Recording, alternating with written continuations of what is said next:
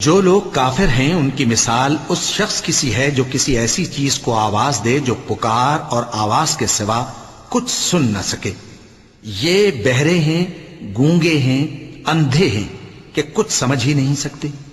اے اہل ایمان، جو پاکیزہ چیزیں ہم نے تم کو عطا فرمائی ہیں ان کو کھاؤ، اور اگر اللہ ہی کے بندے ہو تو اس کی نعمتوں کا شکر بھی ادا کرو۔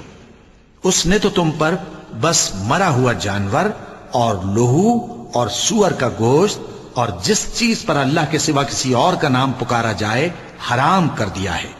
ہاں، جو مجبور ہو جائے بشرطے کہ اللہ کی نافرمانی نہ کرے اور حد ضرورت سے باہر نہ نکل جائے، اس پر کچھ گناہ نہیں۔